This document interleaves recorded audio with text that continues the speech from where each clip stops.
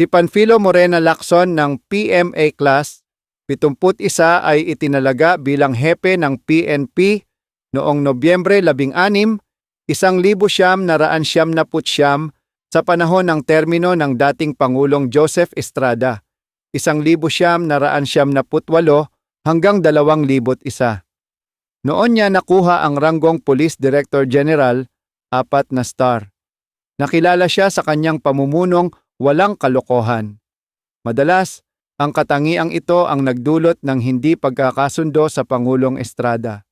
Halimbawa, tumanggi siya sa mga kickback mula sa larong sugal na tinatawag na yuweteng, sa kabila ng kagustuhan ng Pangulo na payagan ang illegal na numbers game na ito upang mapasaya ang kanyang mga kaalyado sa politika.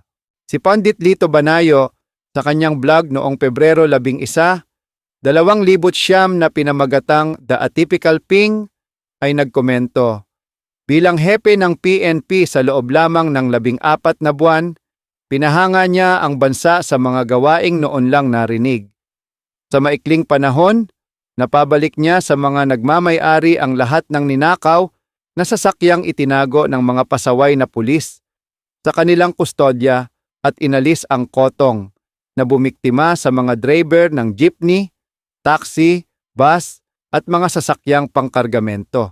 Inilabas niya ang buong lakas ng batas laban sa mga sindikatong sangkot sa kidnap for ransom, pagnanakaw sa bangko, ilegal na droga at ilegal na pagsusugal. Pinagalitan niya ang kanyang mga general dahil sa paglalaro ng golf sa halip na tapat na gampanan ang kanilang mga itinakdang tungkulin, at pinasunod niya ang lahat sa puwersa na panatilihing malusog ang pangangatawan na ang sukatan ay ang simpleng paraan ng pagpataw ng maksimum na 34 na pulgadang sukat ng baywang.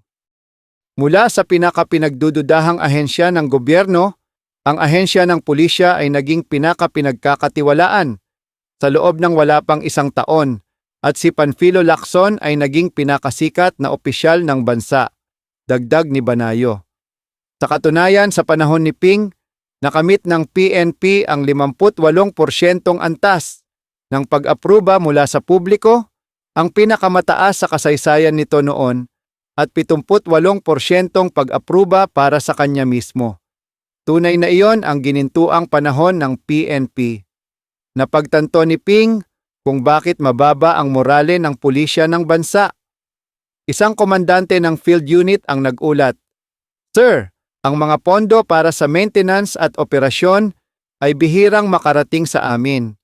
Kung sakaling makarating man ito sa amin, ang halagang natatanggap namin ay malaki ang bawas mula sa nakalaang budget." Inatasan ni Ping ang kanyang deputy para sa administrasyon na simula ngayon ay ipatupad ang isang bagong patakarang piskal para sa PNP.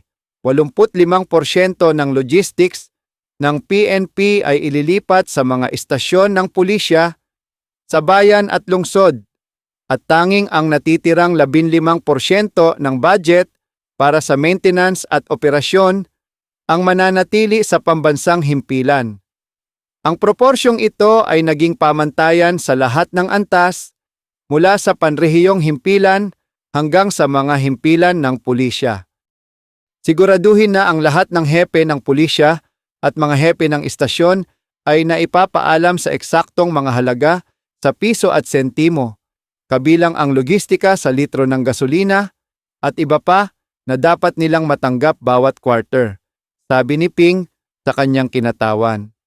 Ibigay mo sa kanila ang aking mga contact number upang iulat ang hindi pagsunod sa aking direktiba. Isa pang mahalagang tagumpay na maaring ipagmalaki ni Ping ay ang paglikha ng PNP Foundation Incorporated na tunay na maituturing na pamana ng PMA Class 71. Ito ay binuo, inilunsad at inalagaan habang ang klase ang namumuno sa PNP. Si Rex Piad, mula rin sa Class 71, ang nagpaalam kay Ping tungkol sa konsepto ng foundation na kanyang bilang Director for Plans ay inendorso kina General Santiago Aliño, PMA 67, at Roberto Lastimoso, PMA 67. Noong sila ang mga hepe ng PNP noong huling bahagi ng 90s, narito ang isang plano para sa paglikha ng isang pribado, non-profit na organisasyon na itatatag upang tumulong sa pagkuha ng kagamitan, pagpapaunlad ng infrastruktura at iba pang agarang pangangailangan ng Philippine National Police. Naalala ni Rex na sinabi niya kay Ping. Ang pundasyon ay itatatag ng mga pribadong mamamayan at ang layunin nito ay gawing walang krimen at ligtas ang Pilipinas sa pamamagitan ng pagsuporta sa PNP habang hinaharap nito ang mga pangangailangan ng isang lipunang patuloy na umuunlad. Isinakatuparan ito ni Ping na may bahagyang mga pagbabago. Si Vic Batak PMA 71 ang itinalagang executive director nito. Nakakalungkot na naputol ang panunungkulan ni Ping dahil sa pagpapatalsik kay Pangulong Estrada noong unang bahagi ng 2001. Kinabukasan matapos manumpa si Pangulong Gloria Macapagal Arroyo sa kanyang tungkulin, nagbitiw siya bilang hepe ng PNP. Ang mga miyembro ng kanyang staff tulad nina Vic Batak, Ray Acop, Jimmy De La Cruz at Twiggy Subia ay tinanggal sa kanilang mga pwesto dahil sila ay nakilala bilang mga kaalyado ni ERAP. Nagretiro si Ping ng 4 na taon bago ang itinakdang mandatoryong edad ng pagreretiro na 56.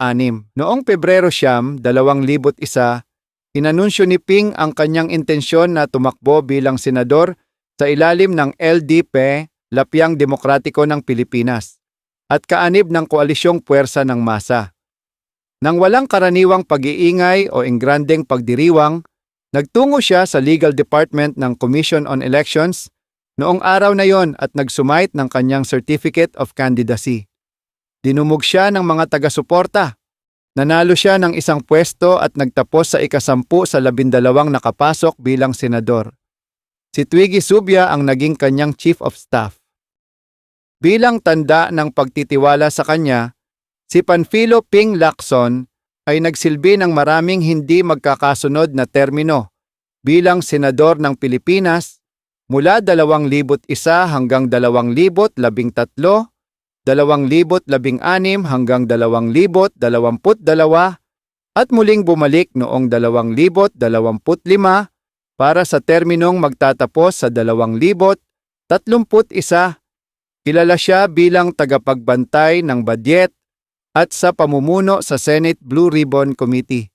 Mga katangiang tatak 71,